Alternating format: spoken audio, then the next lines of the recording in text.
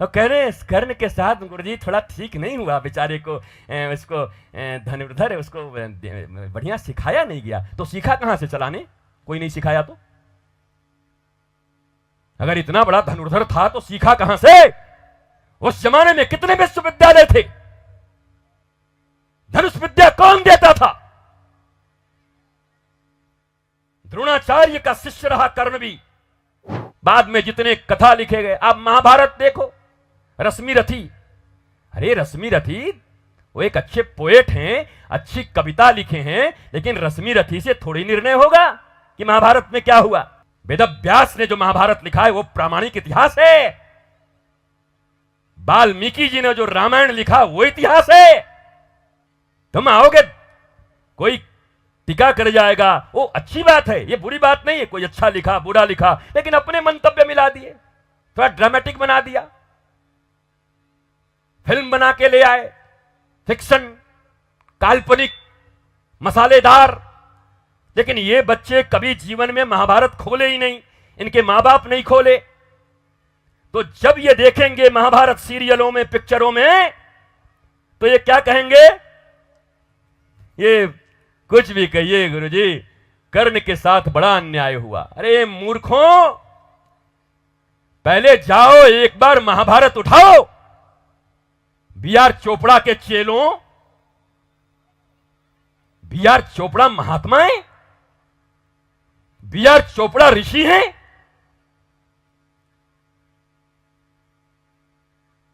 गुरु हैं, मुनि हैं, ज्ञानी हैं। कौन है? एक फिल्मकार। उनका काम है फिल्में बनाना, 10 करोड़ का और 200 करोड़ कमाना। उनको व्यास जी के लिखे ओरिजिनल महाभारत से मतलब नहीं है। जहां मसाले डालने हैं, जो लटके झटके तुमको पसंद हैं, जो डायलॉग तुमको अच्छे लगे, वो महाभारत में रेफरेंस नहीं है उसका, जय ग्रंथ में। पर ये सड़क पे चलने वाले लोग, गुरुजी मैं कर्ण के साथ सूत पुत्र था, उसके, ये सूत का अर्थ भी नहीं जानते। सूत किसको कहते हैं? खड़ा करो इनमें से जो लोग ऐसा बोलते हैं, सूत का अर्थ बता दो भारतीय सनातन संस्कृति के अनुरूप। What is the real meaning of सूत पुत्र? They don't know and they become a leader, a preacher. ऐसे लोग लीडर बन गए, ऐसे लोग समाज को दिशा दे रहे हैं। अंधा आदमी एक ऑलरेडी, और बिजी रोड में एक अंधे को हाथ पकड़ के कह रहा है चलो रोड के उस पार पहुंचा दे, दोनों ट्रक के नीचे दब के मरेंगे। अंधा अंधे को पकड़ के ले जा रहा है। अरे एक अंधा है तो एक का आंख होना तो जरूरी है। तो महाभारत कर्ण, एकमात्र कर्ण ही ऐसा व्यक्ति था महाभारत में। दुर्योधन ने भी द्रौपदी के लिए वेश्या शब्द का प्रयोग नहीं किया, कर्ण ने किया। एंड दे डिफेंडिंग कर्ण। स्त्री के प्रति जिसके ऐसे भाव, जब कपड़े हटाए जा रहे हो तो वेश्या कह रहा। और कह रहे हैं इस कर्ण के साथ गुरुजी थोड़ा ठीक नहीं हुआ, बेचारे को उसको धनुर्धर उसको बढ़िया सिखाया नहीं गया। तो सीखा कहां से चलाने? कोई नहीं सिखाया तो? अगर इतना बड़ा धनुर्धर था तो सीखा कहां से? उस जमाने में कितने विश्वविद्यालय थे? धनुष विद्या कौन देता था? द्रोणाचार्य का शिष्य रहा कर्ण भी, और परशुराम जी से भी जाके सीख के आया ठक्कर। बोला सिस्टम ऐसा था। अब आपने एक स्कूल खोला हुआ है, आपने एक स्कूल खोला हुआ है और आपने निर्णय लिया है क्या, आप जाओ ना मुंबई के किसी बड़े रिक्शे वाले के बेटे को स्कूल में आज एडमिशन दे रहे हैं, क्यों नहीं जा रहे हो दिलवाने? फिल्म बनता है कभी कभी कि बड़ा पैसा कमाया, पे किया, एडमिशन करा दिया, और जैसे ही स्कूल वाले को पता चला यहां तो केवल रईसों के बेटे पढ़ते थे, तो बोला no no no no no, आपको जाना पड़ेगा, इस स्कूल में आपने झूठ बोला है, हमारे ऊपर प्रभाव पड़ेगा।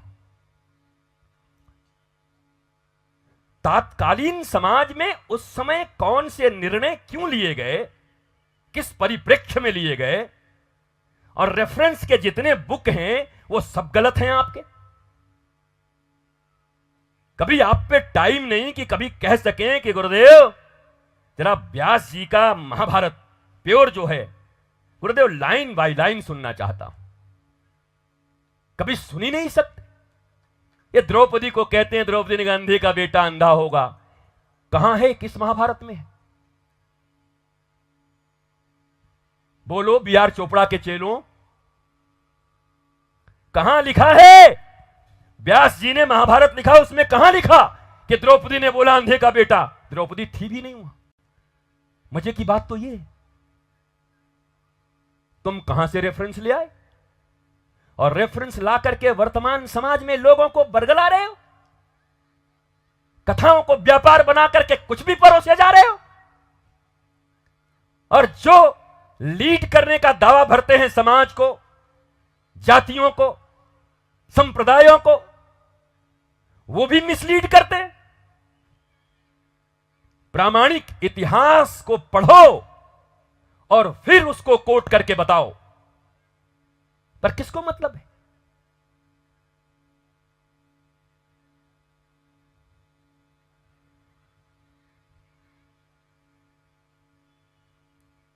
वो क्या बोलते हैं उसको, अंधा राजा और ये टके सिर भाजी, टके सिर खाजा, अंधेर नगरी चौपट राजा, टके सिर भाजी टके सिर खाजा।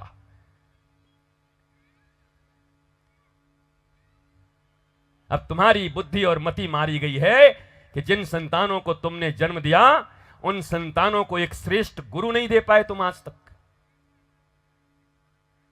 तुम्हारा दायित्व है, अगर तुमने बच्चे पैदा किए हैं तो तुम केवल कामनाओं की पूर्ति के लिए, या तो फिर कह दो कि हां हमने विवाह किया था, लस्ट हमारे भीतर था, हम गए थे, बच्चा पैदा हो गया। फिर मां बाप मत बोलो अपने आप को।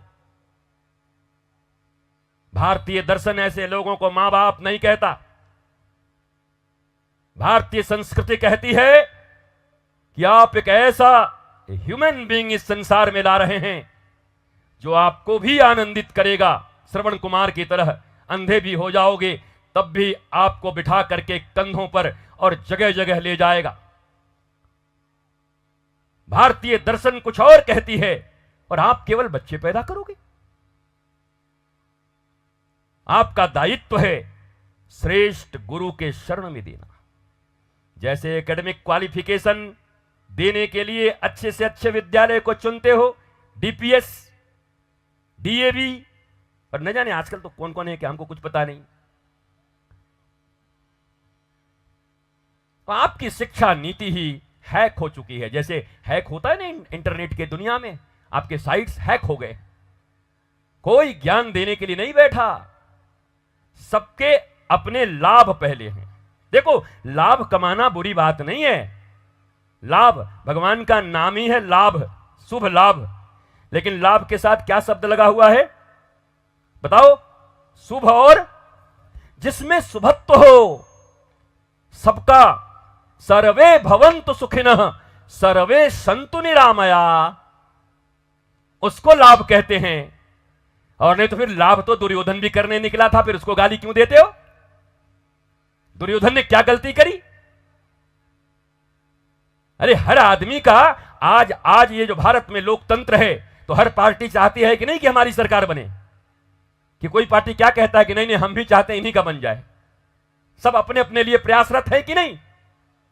तो उस जमाने में दुर्योधन चाहता था राजा मैं ही रहूं। उसको लगता था मेरे पिता के साथ अन्याय हुआ, बड़े होने के बाद भी अंधा होने के कारण इनको सत्ता नहीं दिया गया।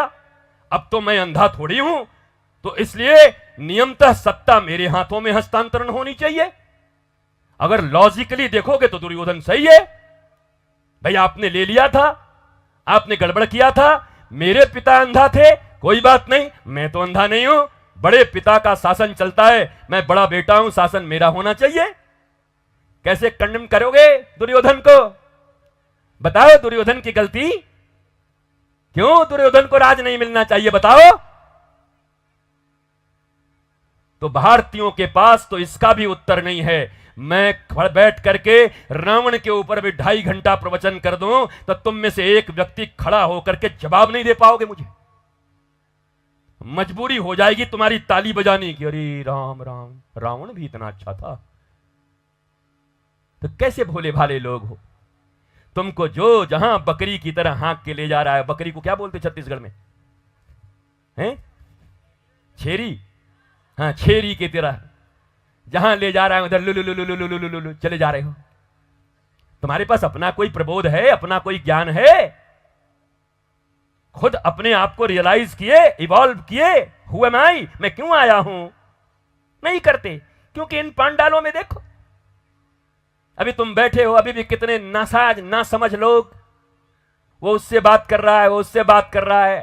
तुम्हारे 12-12 साल के बच्चे हे ओ वो जाके वहां कूद रहे हैं, अब कुछ दिन के बाद तुम्हारी छाती पे कूदेंगे। अब तब तुम लेकर के महाराज जी ये बड़ा नालायक। अरे नालायक तुम हो कि वो है? तुम्हारे हाथों में शक्ति थी, तुम्हारे हाथों में समय था, तब तुमने संस्कार नहीं दिए। अरे महाराज के पास लेके जा रहे हो, मुर्गा कटवा रहे हो। अरे महाराजो एक से कहें, बोला 3 मुर्गा लग ही कटबे तो लड़का ठीक हो जाए। बताओ, मुर्गा काटने से लड़का ठीक हो जाए? मुर्गा काटने से लड़का ठीक हो जाए तो बुरी बात तो नहीं कह रहे हैं। ऐसे कहने वाले लोगों को कह दो कि हमको पूरा खानदान ठीक करवाना। महाराज जी आप कितने में कटोगे? दाम बताओ अपना, पहले तुम्ही को हम ठीक कर ले। क्या पागल लोग हैं? सेंस नहीं है। अरे खाना है तुम्हें तो बोलो कि मैं मांसाहारी हूं, मांस खाना चाहता हूं, कौन रोकता है तुम्हें? खाओ। अबला पशुओं को मारकर खाने की तुम्हारी आदत है, खाओ, क्योंकि तुम वीर हो। लेकिन तुम जस्टिफाई क्यों कर रहे हो? धार्मिक क्यों बना रहे हो? अपने जीव के लिए, अपने लाभ के लिए, अपने लोभ के लिए निकृष्ट चीजों को धर्म से जोड़कर और सच्चे धर्म का अपमान करके और समाज के सामने वैकल्पिक ढोंग और पाखंड रूपी धर्म रखने का अपराध क्यों कर रहे हो? कह दो कि भाई ऐसा है कि इस मामले में मैं धर्म नहीं मान पा रहा हूं, मैं खाऊंगा। बोल दो सीधा, मेरी इच्छा है मैं मार के खाऊंगा, खाओ। हालांकि अगर पशुओं का भी अपना कोर्ट होता, जजमेंट होते, तो एक नहीं काट पाते तुम में से।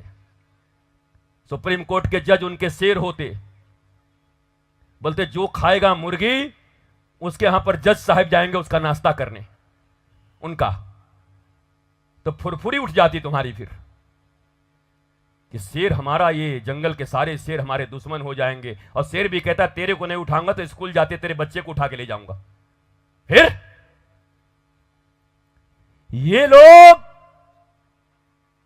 अपने कुत्सित लाभों के लिए, लोभों के लिए, जिह्वा के लिए नया धर्म पैदा कर रहे हैं, ये नए भगवान पैदा कर रहे हैं।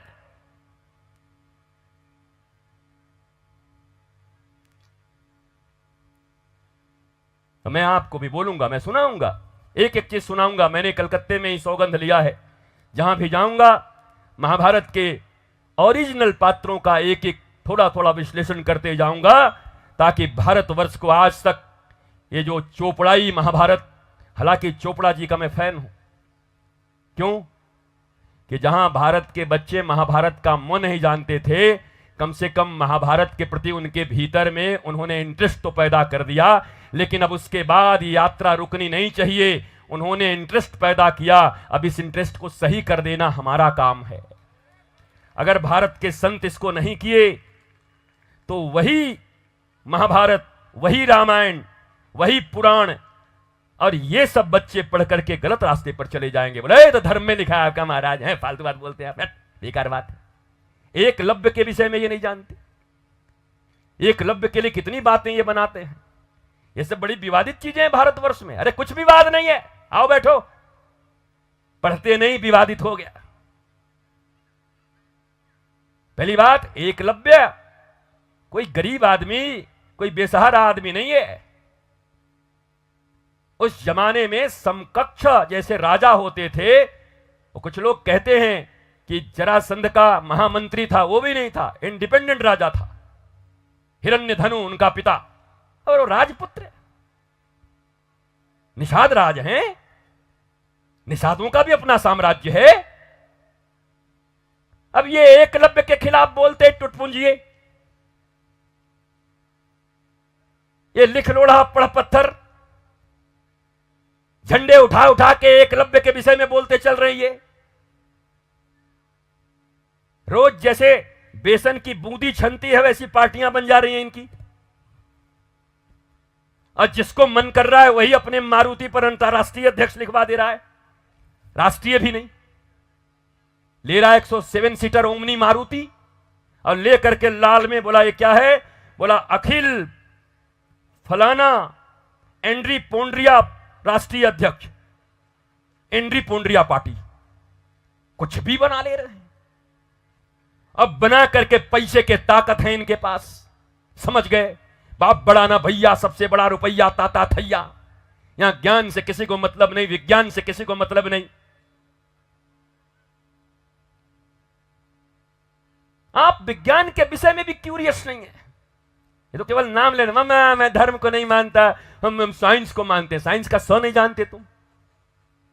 मैं तुमसे पूछता हूं, जो लोग साइंस के बारे में इतने बोलते हैं, नौजवान बच्चे, विश्व के अभी 10 टॉप वैज्ञानिकों के नाम बताओ, तुम्हारे छक्के छूट जाएंगे।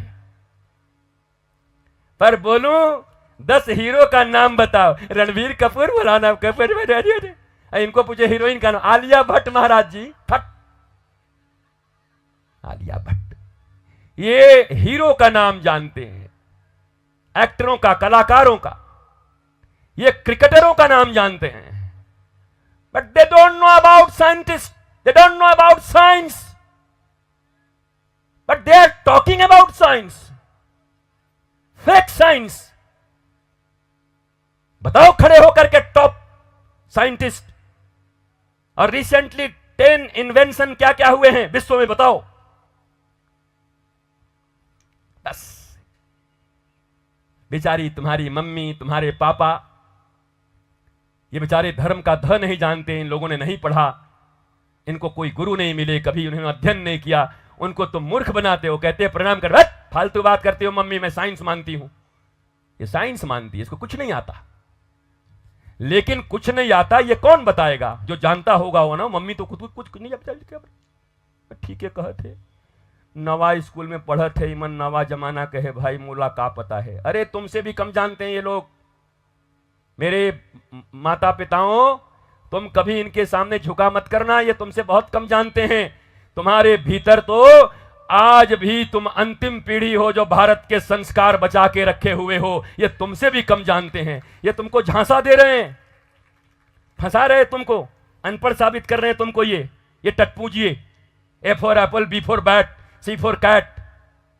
धन्य है ये माता पिता भी, ये फेक लोगों के चक्कर में, ये फेक दुनिया बनाने वालों को ये पढ़ा लिखा मान करके इनकी बातों में आ जाते हैं। तुम्हारे निर्णय आज भी सही हो सकते हैं, क्योंकि तुम में इनके दादा दादी का, उनके दादा दादी का खून चल रहा है। वो संस्कारी लोग थे, पुराने लोग। तुम्हारे भीतर संस्कार अभी भी बचे हैं, पर ये दूषित हो चुके हैं। इसलिए इनके झांसे में मत आना। ये झांसा देते हैं सब, जितने नौजवान हैं, ये जितने टिंकू टाइप के लोग हैं, 12 साल 14 साल, ये हमें नहीं ठग पाते। हम इधर महाराज जी आई एम बिकाउज, हम कहे बिकाउज के बाप इधर आ, बिकाउज बता केमिस्ट्री कहां, क्या चल रहा है तेरा केमिस्ट्री में, ये बता। ये कुछ नहीं बता पाएंगे, ये ठग रहे हैं आपको। और मेरे प्यारे बेटे बेटियों, मत ठगो मां बाप को। बी फ्रैंक, ठीक से रहो, अच्छे से रहो। जो ज्ञान तुम में नहीं है, उन बेचारों के पास वो अपडेट नहीं है इंटरनेट से। इसलिए तुम उनको ठग लेते हो, बहला लेते हो। और आपको भी कह रहा हूं, ये 2-4 इंटरनेट चला के, गूगल चला करके, साइट्स देख करके, और तुम भी इतने खुश हो जा रहे हो, महाराज जी पूरा गूगल चला लेता है, यूट्यूब निकाल लेता है, 1.5 साल का है, अभी से भजन सुन लेता है। मैंने कई बार कहा, अभी तो भजन सुन रहा है, एक दिन दूसरे साइट पे चला जाएगा, तुम्हारे घर को भजनानंदी बना देगा एक ही बार में, खानदान तुम्हारा भजन करने लगेगा। उन्हें संस्कार दीजिए, उन्हें ह्यूमन वैल्यूज के बारे में बताइए, और खूब धन कमाइए। एक गलत लोगों का भावना भरा गया है संतों के प्रति, खाली मेरे प्रति भी। गुरुजी तो खाली धन के विरुद्ध बोलते रहते हैं, धनवानों की ऐसी तैसी करते रहते हैं, जो आता है बस उसी को बोल। नहीं नहीं नहीं, मैं चाहता हूं आप लक्ष्मीवान बनो,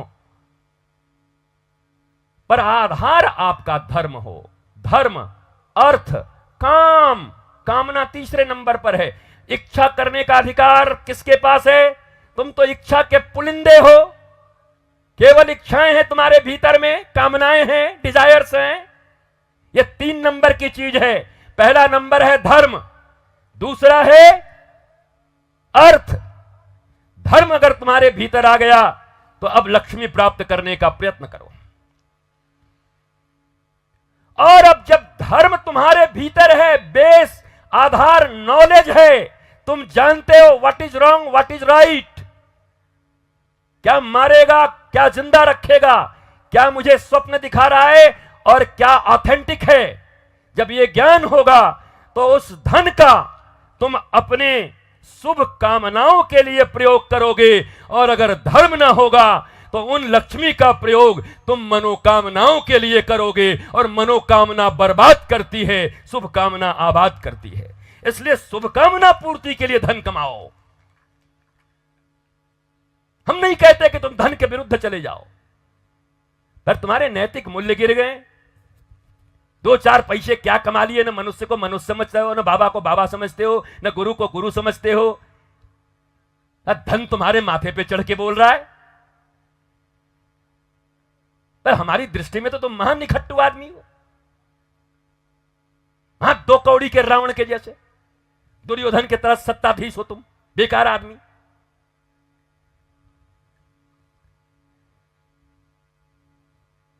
धन की कीमत है। भामाशाह हुए, भामाशाह ने अपनी सारी संपत्ति किसको दान कर दी? बोलो, महाराणा प्रताप? दोनों में बड़ा कौन है अगर मैं पूछूं रैशनली, भामाशाह या राणा प्रताप? बोलते नहीं, अरे बोलो ना। अगर भामाशाह ये कहें या भामा कि मैंने दिया तब जाकर के राणा प्रताप ने ये किया, मैं कहता हूं समाज में अगर कोई राणा प्रताप होता नहीं तो तुम देते किसको? बोलो। तो वीर शौर्य ज्ञानी महाराणा प्रताप की तरह कोई हो तो धन का प्रयोग शुभकामना के तहत कर दिया भामाशाह ने। इसलिए ताली तो भामाशाह के लिए भी बजाओ कि उन्होंने रावणों को नहीं दिया, राणा प्रताप को दिया। पर रैशनली, आनुपातिक रूप से सदा निर्णय करते रहना चाहिए। आप जब पूरा महाभारत देखोगे तो आपको डिसीजन लेना मुश्किल हो जाएगा कि यार कपट ये लोग भी करते हैं, कपट कृष्ण के साइड से भी होता है, ये धर्म कौन कर रहा है समझ में नहीं आ रहा है। दोनों तरफ झूठ बोला जा रहा है, दोनों तरफ कपट हो रहे हैं, दोनों तरफ मारपीट की जा रही है। युद्ध रोका जा सकता था, भगवान है तो क्यों नहीं रोक सकते थे? भगवान के हाथ में तो सब कुछ होता था, और चाहते तो युद्ध रोक देते। कैसी कैसी बातें करते लोग। कर्ण बुरा था, धर्म के विरुद्ध था तो था, no if no but, only Jat. इधर ना उधर, बीच में नहीं। बीच की बात मत करो। हाँ, अच्छे गुण थे। अब ये लोग कह रहे हैं, हमने भी तुमको सुना है, आज तक पकड़ पाए कि अंतिम समय में कर्ण पड़ा हुआ है, उसी समय एक ब्राह्मण आता है तो अपने सोने का दांत तोड़ के दे देते हैं, तुम्हारा दांत तोड़ देंगे हम। कहां लिखा है ये? बताओ, बोलो, कहां लिखा है ये? क्या वेद व्यास ने महाभारत में लिखा? तो नहीं, ये एक आदमी का कविता था, और कविता तो हम कुछ लिख दे। जब ब्रिटिश थे तो ब्रिटिशों के शान में कसीदे कढ़े गए, जब मुगल थे तो मुगलों के शान में कसीदे कढ़े गए। तो कविता अब काम करेगी क्या? जय जय जहांगीर, जय जय हुमायूं, जय जय बाबर, उस समय में उनके डर से कसीदे कढ़े गए होंगे। क्या वर्तमान स्वतंत्र भारत में उनके कसीदे पढ़े जाएंगे? तो वैसे ही किसी का अपना कोई मंतव्य है, कोई अपनी बुद्धि से कुछ सोचता है कि महाभारत ऐसे हुआ होगा, लेकिन मान्यता तो प्रामाणिक ग्रंथ को ही मिलेगी, ओरिजिनल ग्रंथ को मिलेगी जो वेदव्यास ने लिखा है। और वो महाभारत सुनिए आप।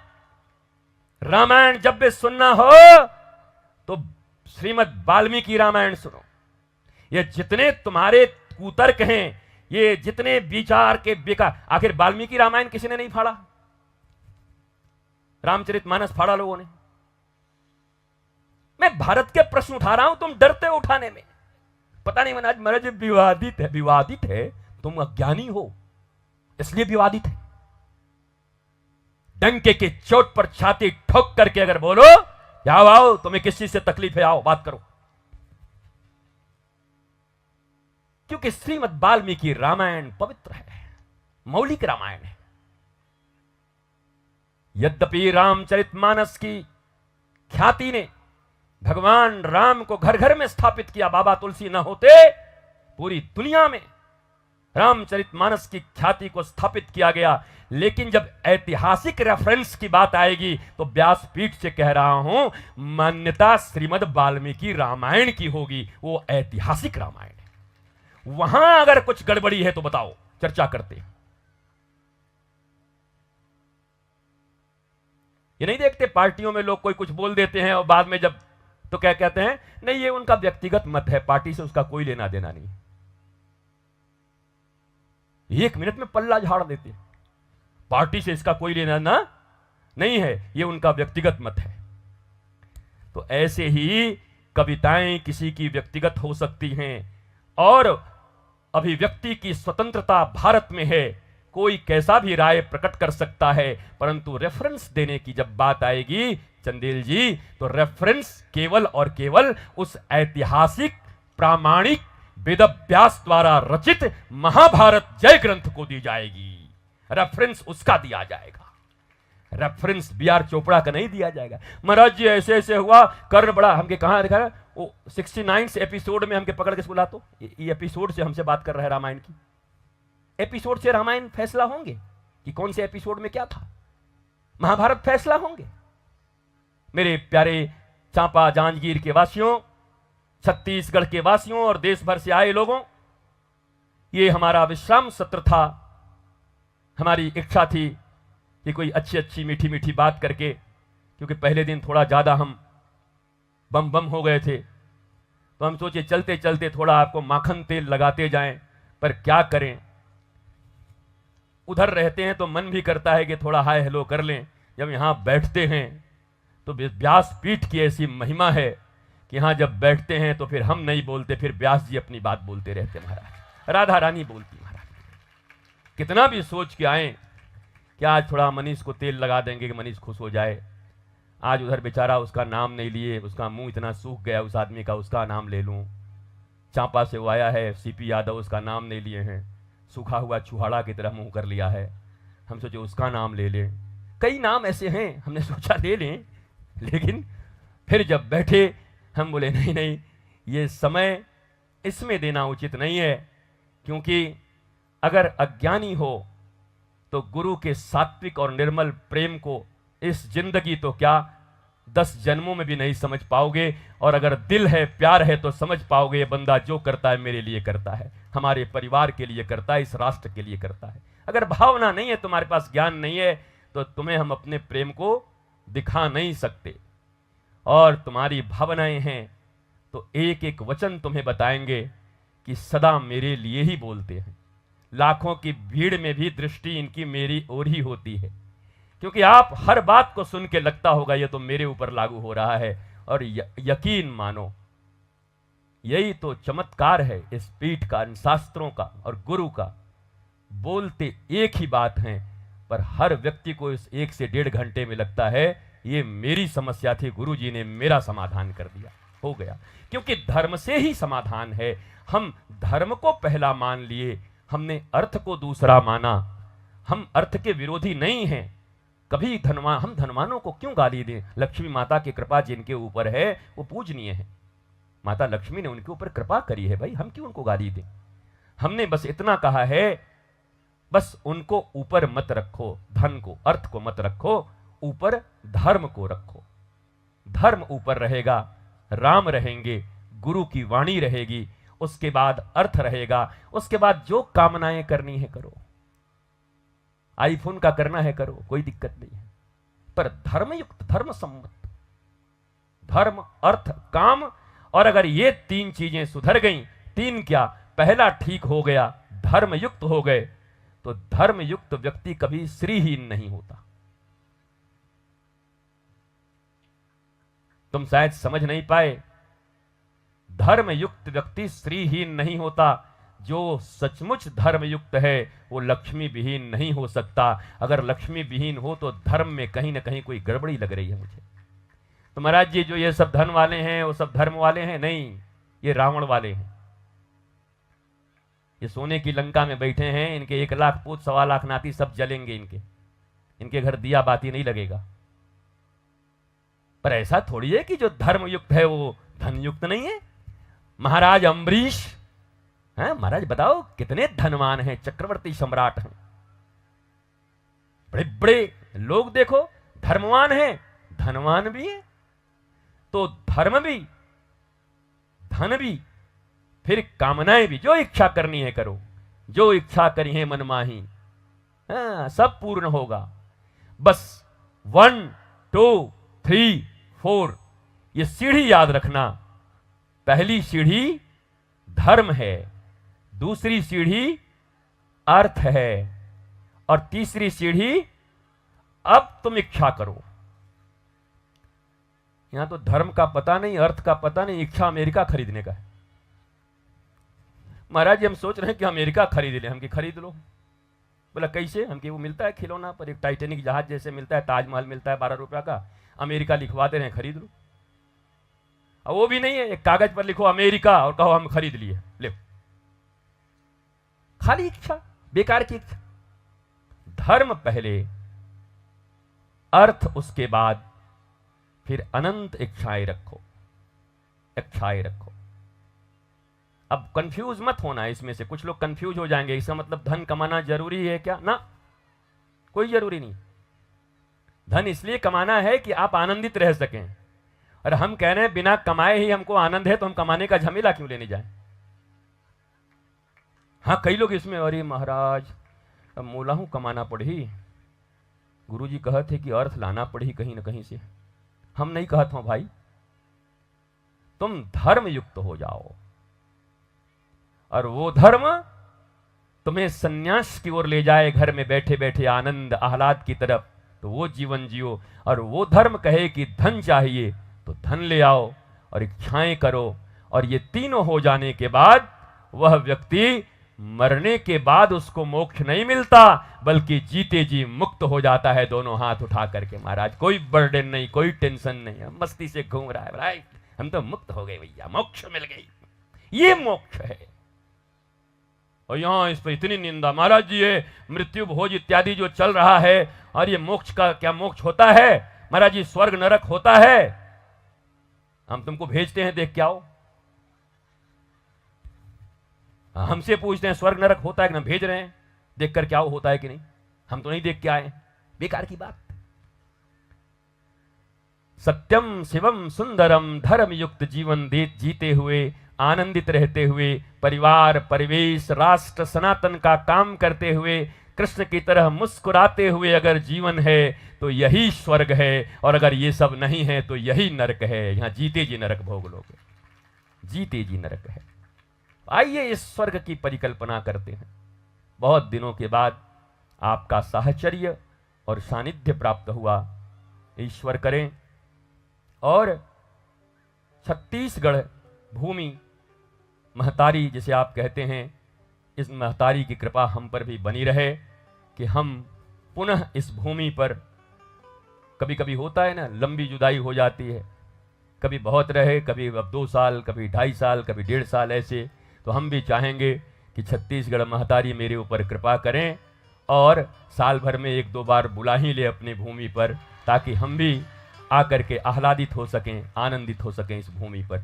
सभी स्वस्थ रहिए, मस्त रहिए, आनंदित रहिए, प्रसन्न रहिए, सत्य का अन्वेषण करिए, सत्य धर्म के पथ पर चलने का प्रयत्न करिए, ज्ञानवंत होने का प्रयत्न करिए। प्रत्येक कदम पर बस निर्णय सही लीजिएगा। निर्णय ही मनुष्य को दुख में डाल देता है और निर्णय ही मनुष्य को आनंद देता है। निर्णय धैर्य से लेना। श्री कृष्ण केवल यही सिखा के गए, अनुकूल हो प्रतिकूल हो पर निर्णय मुस्कुरा के लेंगे। अगर क्रोध में जो निर्णय लेगा तो निर्णय कभी ठीक नहीं होता। निर्णय मुस्कुराते हुए लेना, बुरी से बुरी परिस्थिति भी राम राज्य में परिवर्तित हो जाएगी। बस निर्णय मुस्कुराते हुए लेना, ज्ञान युक्त होकर के लेना। आप सबको प्रणाम करता